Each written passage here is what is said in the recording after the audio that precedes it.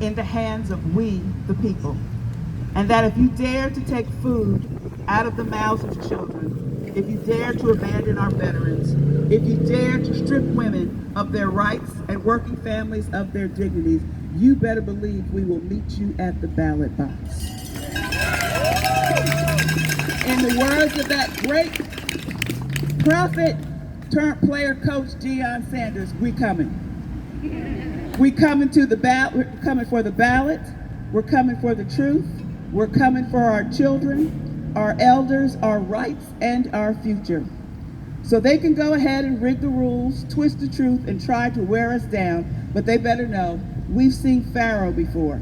We've crossed Red Seas before, and every time the oppressor built bridges or walls, the people broke through, because we are the children of good trouble. We march with our ancestors on our backs and our ballots in our hands, and we show up and we show out. So we're coming loud, we're coming strong, and we're bringing everybody with us. This is the beloved community. So we will make good trouble, necessary, righteous, and holy trouble, and they will always live on. So we march in peace, but we act in power. Now you'll hear from Buzz Merrick.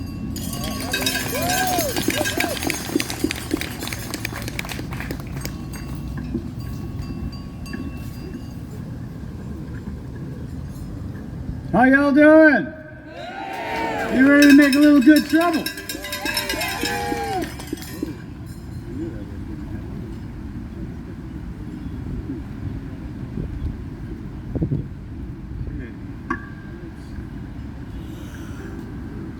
One moment, please.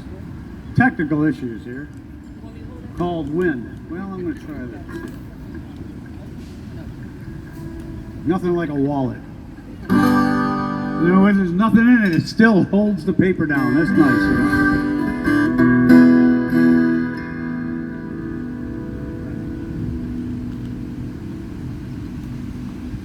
So in 2020, John Lewis was commemorating the 1995 march from Selma to Montgomery.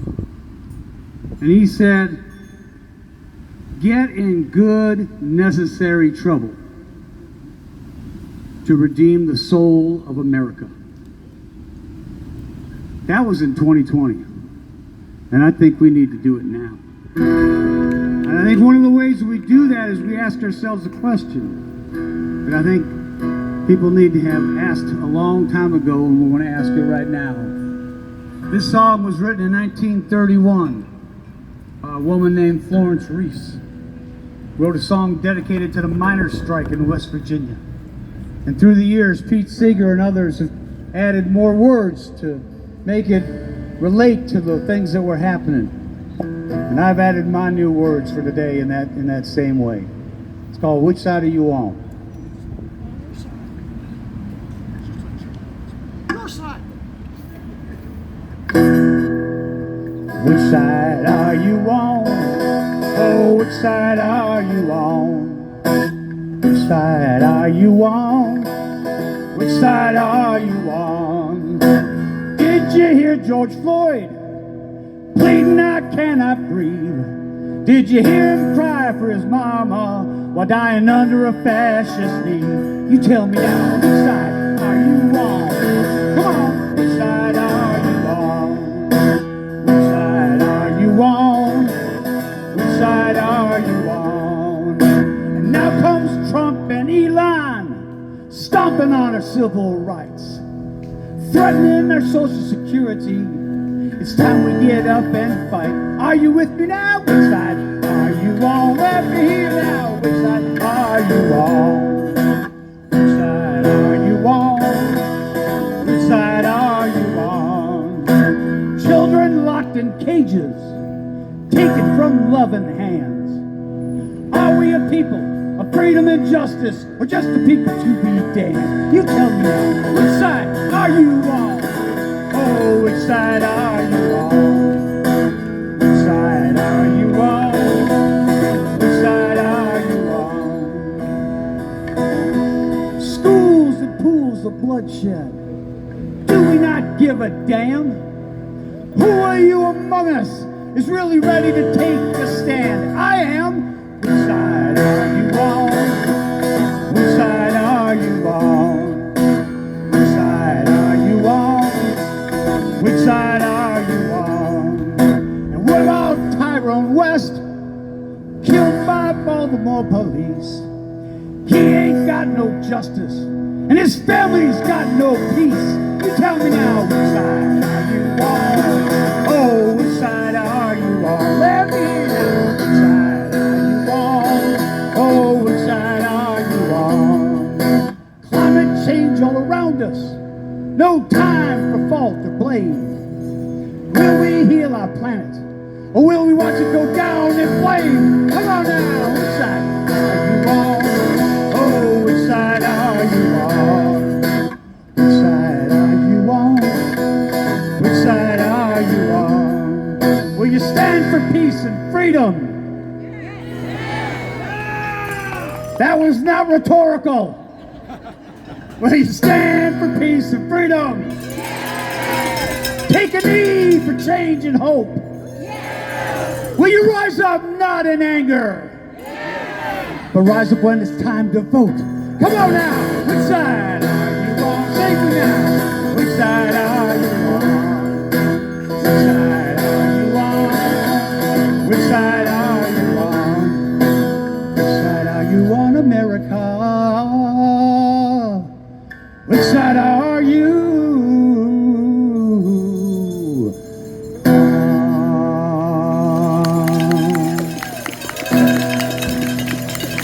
I know which side I'm on, and I want you to be with me.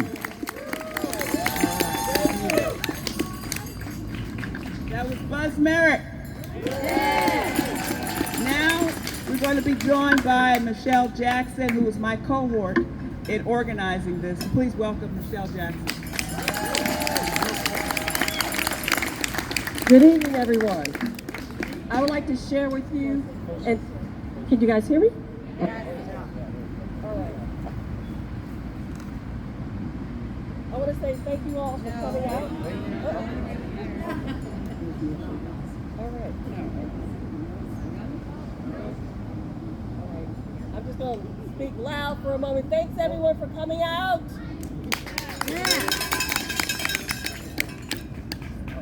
Hello. All righty. It's on. All right. One, I want to thank everyone for coming out to start the revolution here.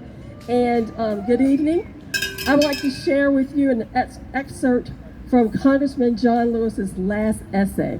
It was published in the New York Times after his passing. And it's entitled, "Together, You Can Redeem the Soul of Our Nation." And it starts, he said, "We are all complicit when we tolerate injustice." He said, "It is not enough to say it will get better by and by." He said, "Each of us has a moral obligation to stand up, and speak out." So when you see something that is not right, you must say something. You must do something. Democracy is not a state. It is an act. Let me say that again. When you see something that is not right, you must say something. You must do something. Democracy is not a state. It's an act. So, all right, let's talk about taking action. Let's talk about it. How will the federal budget cuts impact your life? Let's talk about health care. You can have a mother, father, aunt, uncle, grandparent that may no longer be able to live in a nursing home because their Medicaid benefits were cut off. Do you have money to supplement your family member's nursing home bill? To be in a decent one is at least $8,000. How about your special needs child or aunt, uncle no longer receives medical benefits through Medicaid to keep them alive? People don't realize Medicaid has been very instrumental to people to help keep them alive. Next, let's talk about education and the rollback of student loan programs. Are you aware that the federal government no longer offers income-based repayment plans? So repayment plans just started back I have a family member that was used to paying $208. She now has to pay $648. And she's not someone making six figures. She's a young lady who's a social worker. And she said to me, she said, Auntie, I may have to choose between food, housing, or medication. Or better yet, she may have to move back home. All right? Let's talk about loans again. The loan amount. Before you can, get a student loan for as big as much as you need. Now it's capped at $200,000. And sometimes people only need $200,000 just to go to undergraduate. So they're going to have to make some hard choices for individuals pursuing a degree to be a doctor, a lawyer, or a dentist. That's unfathomable. And like I saw the sign over here, they want to eliminate special education funding. They're just dismantling the Department of Education so there'll be no more funding for public school education. Let's talk about Social Security. Are you aware they're slashing Social Security and Medicare earned benefits we paid for? Medicare and Social Security is not an entitlement. I've been paying into Social Security since I was in high school. And I want my money. I want my money when I retire in about 10 years. All right? But that leads me to the next thing. They're raising the eligibility age to 70. Most people don't know you can start getting Social Security at 62. You're not going to get your full benefit, but you at least get part of it. And anyone, currently the rule is, if you are born after January 1st, 1960, your full retirement age is 67. So what does that mean? If we're going to make, you can only get your money from, it used to be 62 starting, it's going to be 70. So when am I going to be eligible for my full retirement? When? When I'm 75, 80? That's unacceptable. What about the fact that they're going to stop Medicare being able to do price negotiations with Big Pharma? Remember, we all heard about it. The insulin prices went down to $35 and everyone was so happy. I read online the other day that same gentleman who was happy about the $35, he now has to pay $135 for the same exact prescription. The man said, I don't know how I'm going to make it. And in the country that we live in, no one should have to choose between food, housing, and medication. No one should have to do that. And then also when we talk about Social Security, they're reducing the veterans' health and disability benefits. I think that's just crazy. You fought for our country, and now you're coming back here, you can't get decent health care, and they're going to reduce your benefits because you're disabled because you got hurt in the war. That's just insane, but we have money for other stuff, and I'm about to say it. Overall in our society, we have reduced taxes for corporations and the wealthy. Are you aware that this will add $3.3 trillion to our national debt in 10 years, by the time when I'm going to retire? All right, so what that means is we have lost our social safety net that helped people in everyday life. Because I try to pick topics that hit everyone. Everyone is going to be infected, whether or not it's you personally, or it's going to be someone in your family that you're going to help support. So tell me, what are you going to do? What are you going to do to get into some good trouble? Fight. All right, that's what we're going to. Someone said we're going to fight. So what about you can start small? You can start in your inner circle, in your community. Get active in your local government. Raise awareness of the issues, because we have a lot of people here with signs about various issues they care about. Let's get active, organize, get involved, but most importantly, do something. Yeah.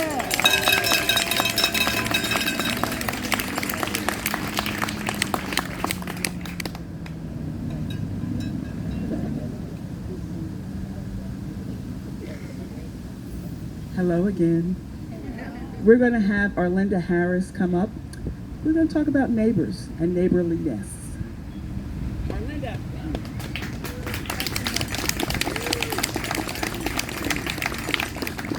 Hello, everyone. I've met half of the people on one side of this audience, and I'm interested in meeting those that are on this side. But what I'd like for you to do, while you're sitting there quietly, and Michelle has invited you to do something small, turn to the person next to you and introduce yourself.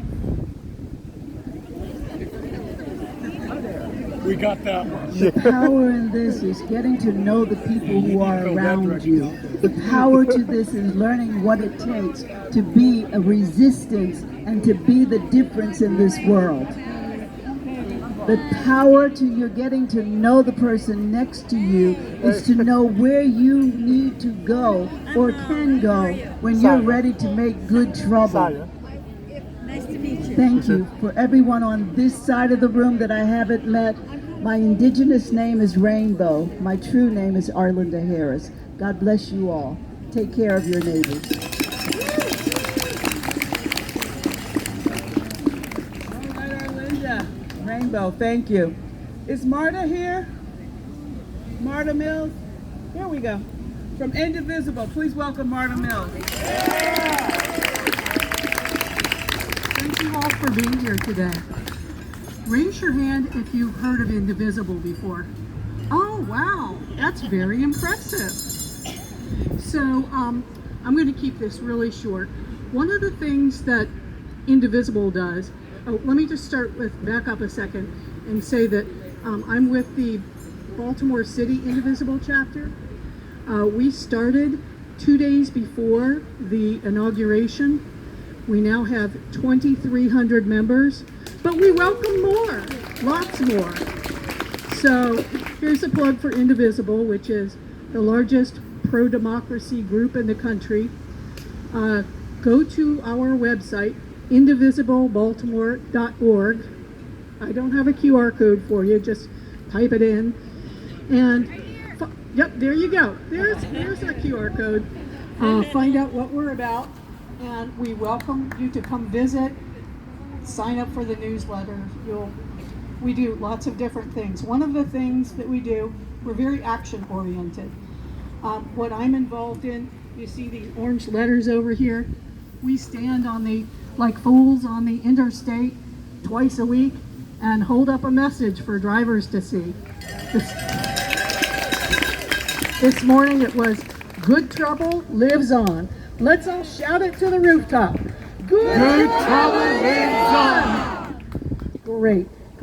So I want to give a plug for one other thing, which is there's a training coming up. It started last night, in which various groups in the country are training. They're trying to train 1 million people to become resistors and non-cooperators and learn how to disrupt the system, because we're now in authoritarian breakthrough and we need to fight back, and we need to do it all together.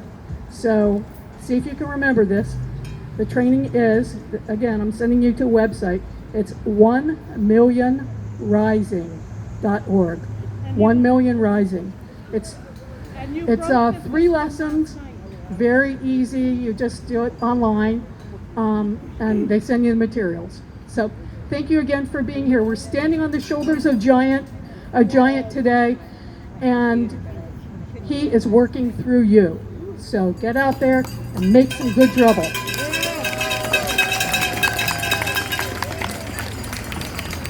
Thank you, Marta. Okay, when I say good trouble, you say live on. Lives on. You ready? Good trouble! Lives on. Good trouble! Lives on. Good trouble! Lives on. Thank you. Our next guest is Carl Alexander.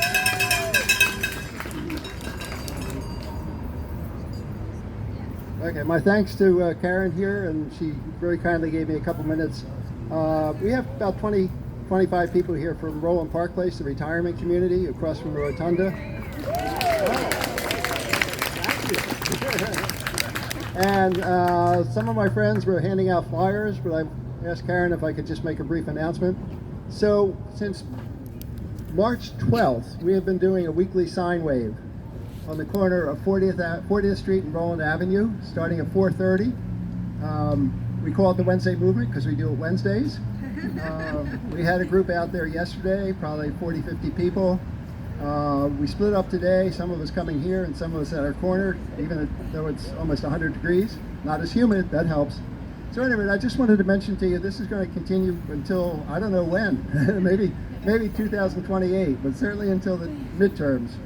And if you're free Wednesday afternoons, please feel free to join us. We get a lot of friends from the neighborhood, and we're on the Mobilize calendar and some other of the progressive calendars. Again, I'll say 4:30 Wednesdays, corner 40th Street and Roland Avenue. Hope some of you will be able to join us. Thank you.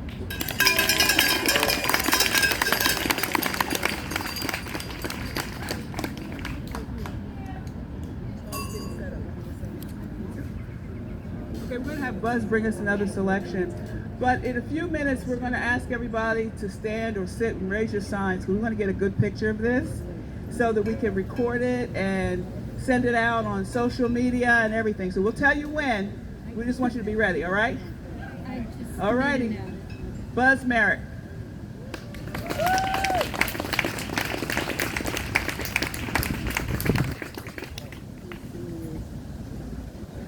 So I'm cheating here.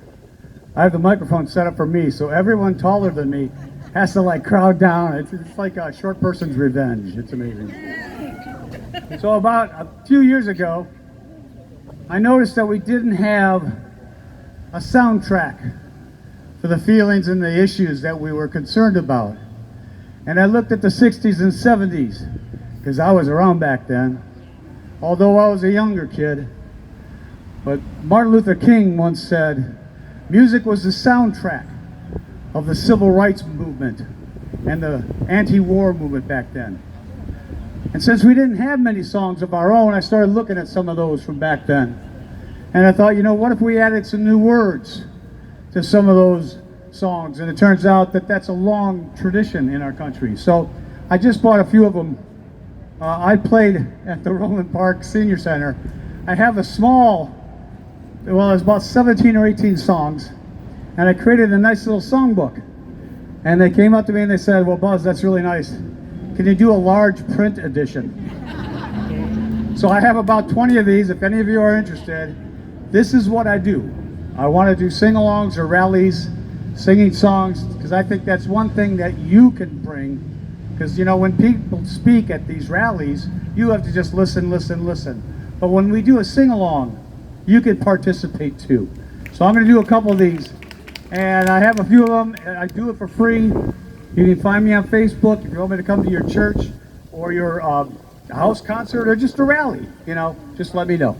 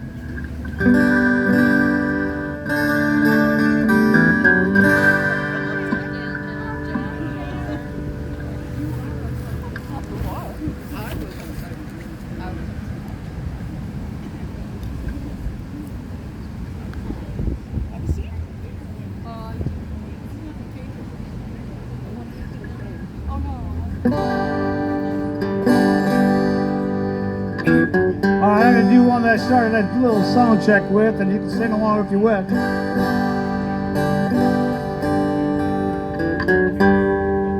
I'm going to lay down my sword and shield down by the riverside, down by the riverside, down by the riverside. I'm going to lay down my sword and shield down by the riverside and study war no more. Ain't gonna study war no more. Ain't gonna study war no more. Ain't gonna study war no more. Ain't gonna study war no more. Ain't gonna study war no more. Ain't gonna study war no more. I'm gonna take down that border wall down by the riverside, down by the riverside, down by the riverside, and turn that wall into a door. Down by the riverside, study war no more. Ain't gonna study war no more. Ain't gonna study study war no more. Ain't gonna study war no more. Ain't gonna study war no more. Turn that wall into a door. Ain't gonna study war no more. I'm gonna walk with the Prince of Peace down by the riverside, down by the riverside, down by the riverside, and bare my soul on bended knee. Down by the riverside, study war no more. Ain't gonna study war no more. Come on, ain't gonna study war no more.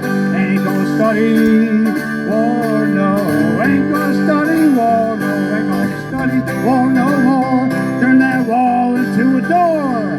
Ain't gonna study war no more. I'm gonna lay down my sword and shield down by the riverside, down by the riverside, down by the riverside. I'm gonna lay down my sword and shield down by the riverside and study war no more.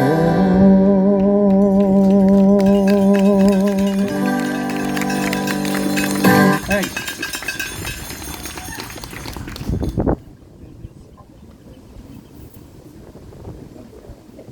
Thank you, Buzz. All right. Remember what we do? Good trouble? Nah. Let's try it again. Good trouble! Good trouble! Good trouble! All right. Okay, now you passed the test. Now we're going to be joined by one of our younger people. She's a student at Hampton University. Her name is Gabrielle Phelps.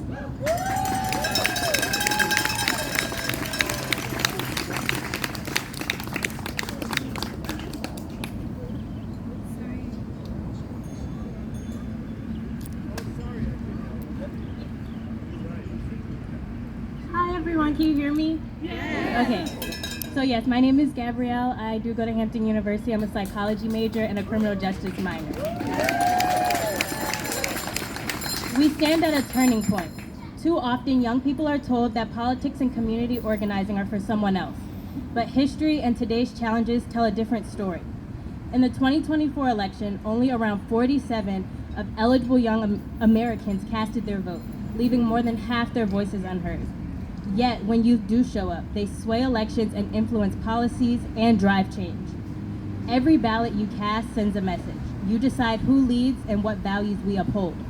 Remember, local elections shape your day-to-day lives. Schools, roads, climate policy, more than national headlines. So register, study the issue, and vote like your life depends on it, because it does. Leadership isn't waiting for a title, it's stepping forward. Whether at student council, a community cleanup, or launching a climate initiative, leadership begins with action. Your ideas matter, but your impact grows when you unite each other. Organizing means recruiting friends, hosting events, and building movements around shared concerns like climate, social injustice, or education. Groups like Next Gen America and Rock the Vote and Indivisible TJC show how coordinated efforts can mobilize thousands. When we vote, lead, and organize, we become the generation that decides our future, not tomorrow's generation. We're not spectators, we're the architects of the next chapter. Let's raise our voices, claim our power, and build the world we deserve. Thank you.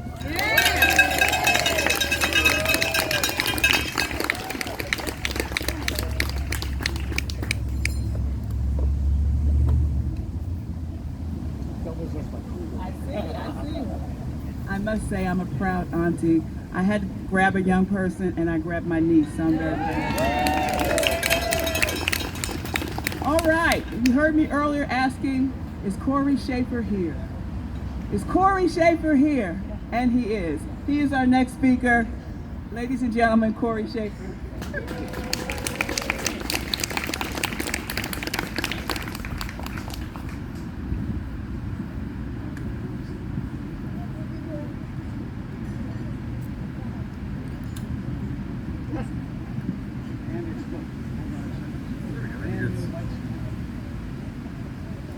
There we go. Everybody, I am so excited to be in front of you all today to talk about hopefully what comes next. Because we are obviously raising awareness. We're pointing to a lot of the symptoms of the problem, but hopefully we can all name the disease and then work towards fighting it together. So I'm gonna go over a little bit of a overview, talk about the problem, and then we're going to get right into what we can do about it, because this is about real world impact, about making some good trouble. So John Lewis called it good trouble. Good trouble is a moral obligation to fight back against those who are harming others. It is a necessary action that we all need to take, not just to speak out, but to take the next step past awareness to making real world impact. And if there was ever a time that we needed good trouble, well, I'd say now is the time. We got a lot of issues though. There's a lot of things going on, and they keep us focused on all these different things on purpose. We see all the symptoms around us all the time. Low wages, high prices, no access to housing, no access to health care, a world that is on fire, and a country that is divided. It sounds like a lot of different issues, but it's not. It is one singular issue, and that is greed. It is greed from the people at the top. It is greed that had created this rigged system, a lopsided economy, and rules rewritten by billionaires, enforced by corporations to fix the game against us, and protected by all the spineless politicians out there. Now, I am not against success. I am against greed. I am against a billionaire having enough money to live 1,000 years while their employees, who are busting their butt, working 40 hours a week, are still struggling to get by. When they are on their 5th house and we are still struggling for our first to even find stable housing. When you have to go check your bank account every time you go to the grocery store. That's the kind of BS we are pushing back against. Got to make some good trouble. But the problem is we all have to get on the same page. And that's what we're going to be going over next, is how we can do that. Because what they did, they realized it was cheaper to divide us than it was to pay us our fair share. And that is what we are pushing back against. Because if we ever got on the same page, we would realize they have been robbing us blind for decades. So I am part of a movement called the Take It Back movement. It is not about awareness. This is a recruiting campaign for people who are ready to push back. Because until now, we haven't had a way to coordinate and unify and come together. And that is what we are all trying to do. And that is what we are going to lay out the clear steps tonight. Because that is what we are changing. We are moving from silent frustration into coordinated action, and that action becomes real world power. That is what we are building to. It's like this. John Lewis didn't just walk across that bridge in Selma. He showed others what was possible. And once he showed others what was possible, they followed. And that is how courage spreads. That is how this movement has already spread. We're over in 400 cities. We have 12,000 people across the country helping us out. And we are building a new bridge from silence to solidarity, and every step we take makes it safer for the next person to cross. So we developed the ladder of action, is what we call it. Because no matter what step you are willing to take, we all just need to walk in the same direction. And that is what we are doing. It is a step-by-step plan to push back. Now, what is pushing back? Anything you can do to cost the people in power time, money, energy, or power. Because that is what we are taking back. Because they took our power away in small ways over decades. They ratcheted up the pressure on us, and we are going to ratchet it up right back. Most of us are already feeling this. Most of us are already doing something. We just need to also take steps together. And that's what I'm going to go over right now. So the first step that we have is we're giving out free stickers because we all have to get on the same page. They have divided us so much. And these free stickers do a couple different things. Number one, everybody whose eyes are open already, we need to get everybody else together and get some strength in numbers because we're all feeling this. We just need a way to push back. So we have free stickers right over at that black table, and they show the truth. They put truth in public. Basically, the best one, we've got many designs. It's a dragon sitting on the top of a pile of gold, and it's got a leash attached to it, and that goes right to the CEO. And in the background, you see all the people who are actually doing the hard work to build that pile of gold, handing it all over. And we've got 4 or 5 different designs all like that. And if we put those in public across the country, we're already in 400 cities.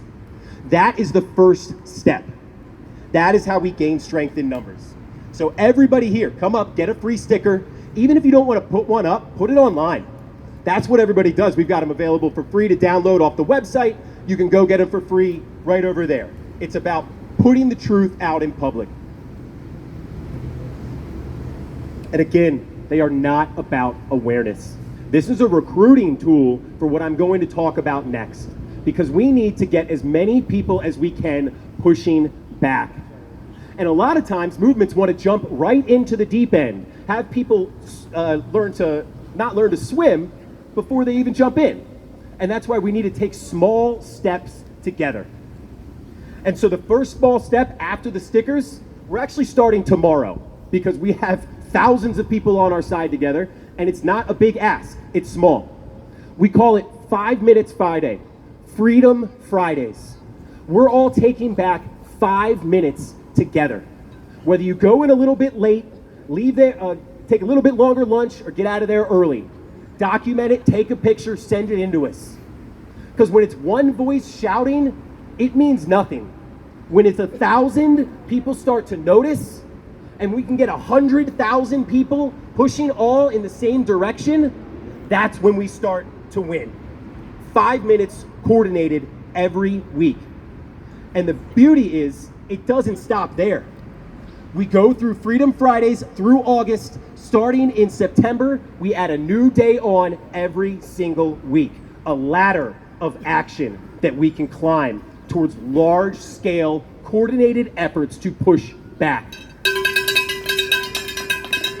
This is how we actually step forward and win. All the groups coming together, building a coalition, realizing that it's not one large step that any of us need to take, that many hands make light work, and our first steps are small steps together.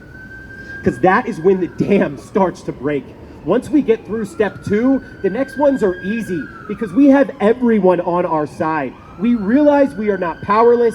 We realize they need us more than we need them. And we already have a term for it. We call it quiet quitting. We're all already pushing back. We're all already doing this. We just need to do it together. And quiet quitting comes from the fact that we're hearing about record profits and we're still struggling to scrape by. And that's what we are pushing back against. Good trouble, moving in sync, all together. That's what we have to remember. We don't have to change it in one day. We just have to take one step, and others will follow. And remember, it's Field of Dreams. If you build it, they will come. We need to push back, because that is how we win. That's how we build pressure. That's how we take it back, by making good trouble together. So either go to the table, get a free sticker, or we have sheets about Freedom Fridays, 5 Minute Fridays, everything you need on it, send it into us. We are taking it back, and we need everybody to step forward with us together. Thank you so much for listening to me.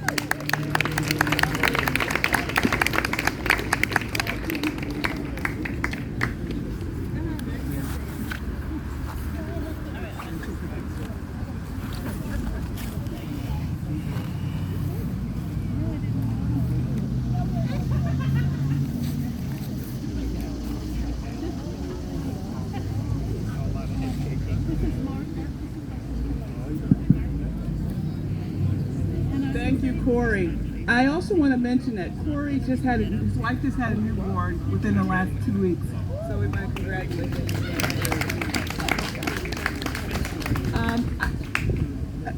One of the things that I was really particular about, and I mentioned it to a few folks individually, is I didn't want to call this a rally. I didn't want to call this a protest. I was really sincere and strategic about calling this a community gathering. Mr. Lewis spoke about our beloved community, and in honor of that, I wanted to make sure that we came together, young, old, any particular social status, any particular race, but we came together as a community. So part of that community is we're going to say a pledge now, and Sister Danielle Smith is going to talk to us more about community. Danielle? Oh, you can do better than that. Come on, people. Hello.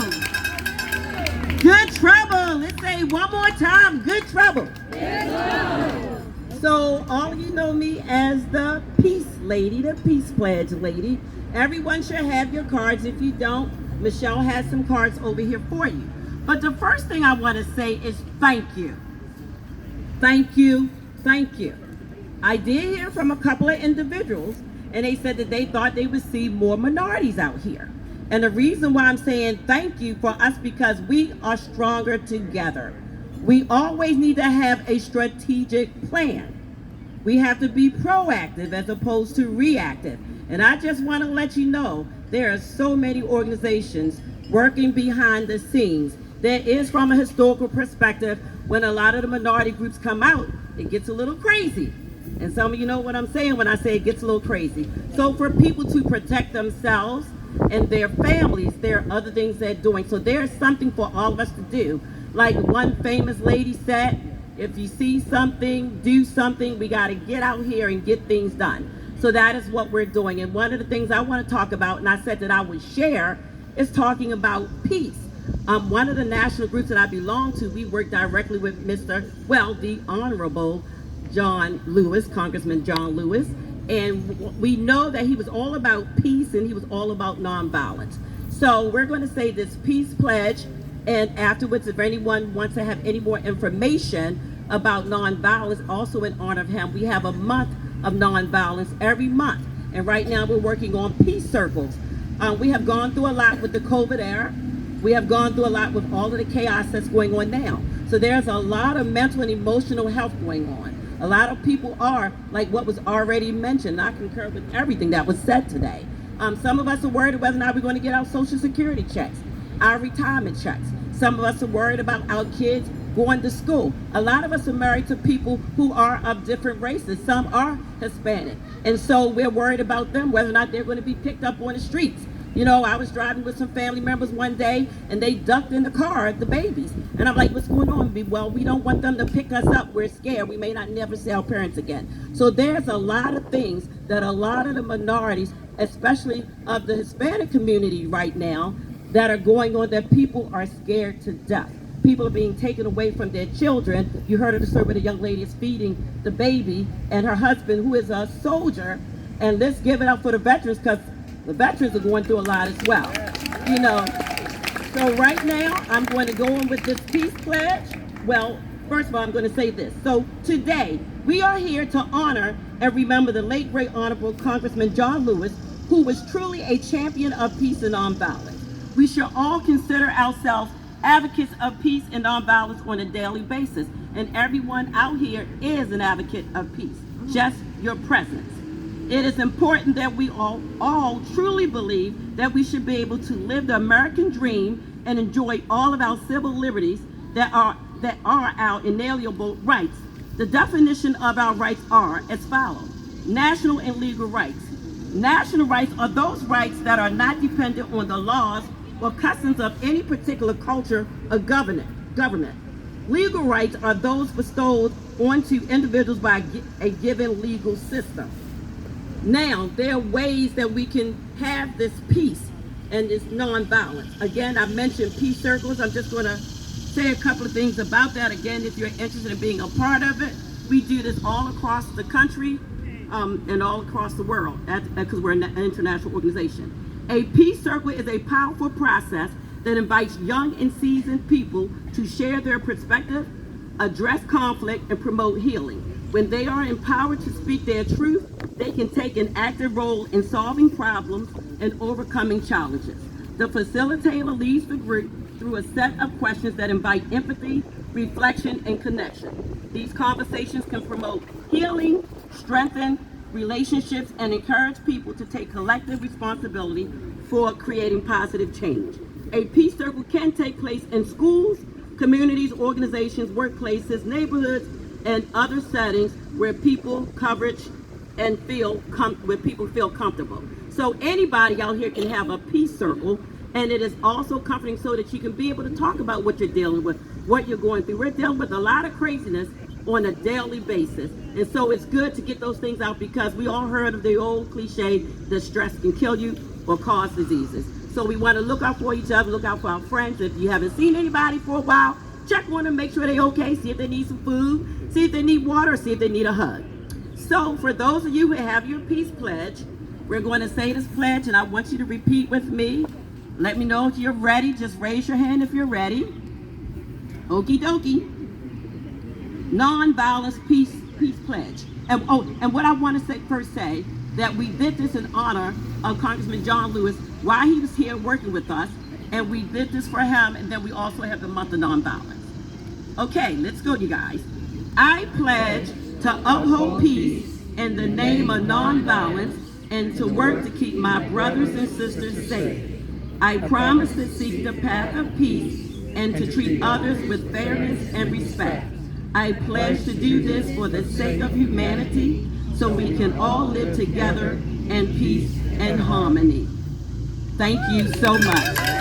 Let's go ahead and be peaceful, non-violent, and let's get this done, you guys. We all are stronger together. Thank you. Thank you, Danielle. I'm going to ask Paige Bacon to come up and say a couple of words before we have Buzz close us up.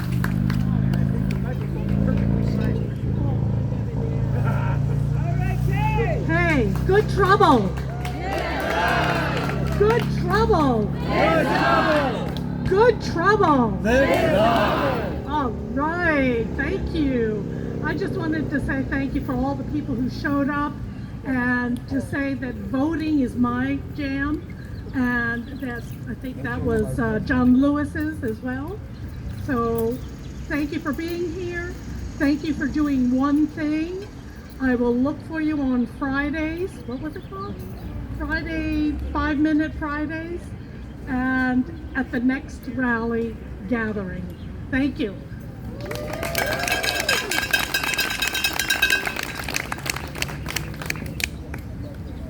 All righty.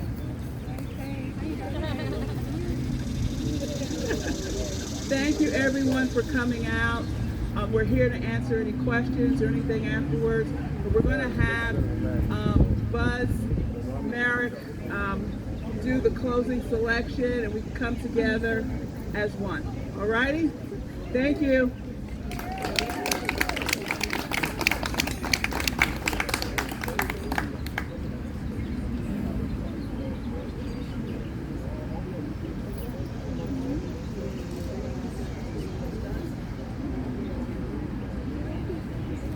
Are y'all there? All right, cool. This is working out really nice.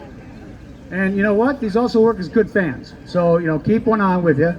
If anyone would like a copy of a 17-page free songbook, and again, I'm available.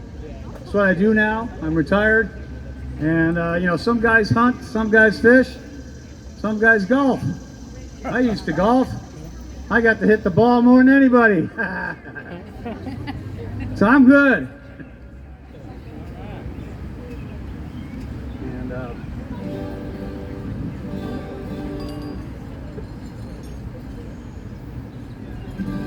And you hear the guitar?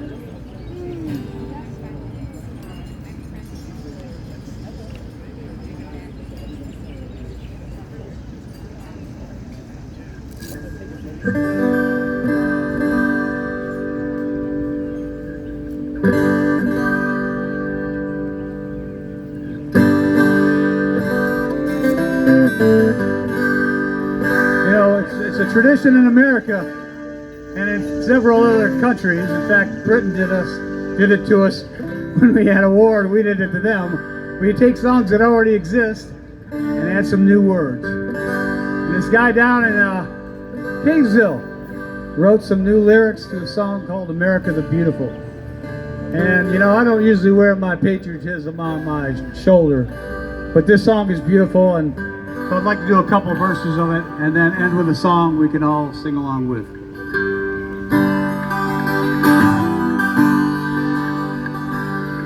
Oh, beautiful, for spacious skies, for amber waves of grain, for purple mountains, majesty above thy fruited plain. America, America, God shed much grace on thee, so spread the love sent from above, from sea to shining sea. Oh, beautiful, thy immigrants who hail from every land, their hope and hearts and diligence, like gifts from God's own hand. America, America, thy grace shall yet remain to greet the poor who reach our shore with open arms again. Oh, beautiful, thy working folk built cities, tilled thy soil, proud Africans in bloody chains, our wealth built from their toil. America, America alone cannot survive. God give thee pause to mend thy flaws with truth, our only guide. America, America, God shed much grace on thee, so spread the love sent from above, from sea to shining sea. Bring sisterhood, bring brotherhood, from sea to shining sea.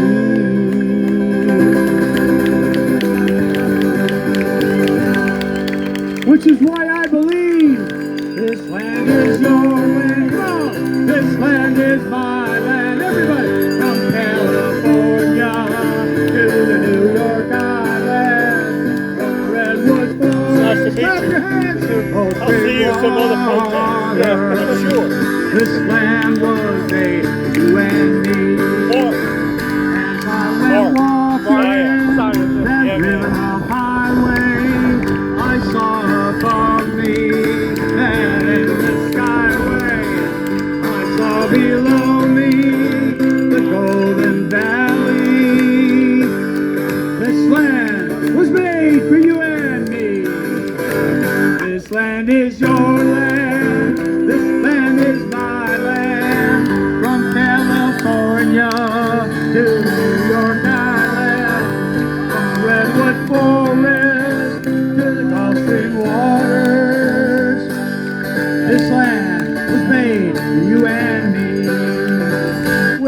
kept walking, and I saw a sign there. And that sign said, no immigration. But on the other side, it didn't say nothing. Well, that sign was made for you and me. Come on. This land is your land. This land is my land. From California to the New York Island. From the Redwood Forest to the Gulf Stream waters. This land was made for you and me. Nobody living can ever stop me as I go walking that Freedom Highway. Nobody living never make me turn back, 'cause this land was made for you and me. This land is your land. This land is my land. Let me see your signs. Forest, yeah, to the New York Island. From the Redwood Forest to the Gulf Stream waters. This land was made for you and me. This land was made for you and me. Big ending now. This land was made for you and me. Go out and make good trouble. Thank you, everybody. Signs up for a picture. Tres Island, from the Strychnine Forest to the Wolf. Donald asked us if we would send him a nice postcard with all of our. So put your signs up. All right.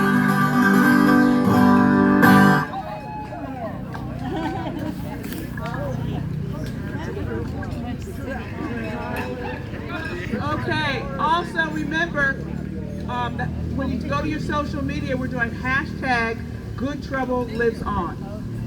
Baltimore. Hashtag Good Trouble Lives On Baltimore. Okay? All right, thank you. When I say good trouble, you say good trouble. Good trouble.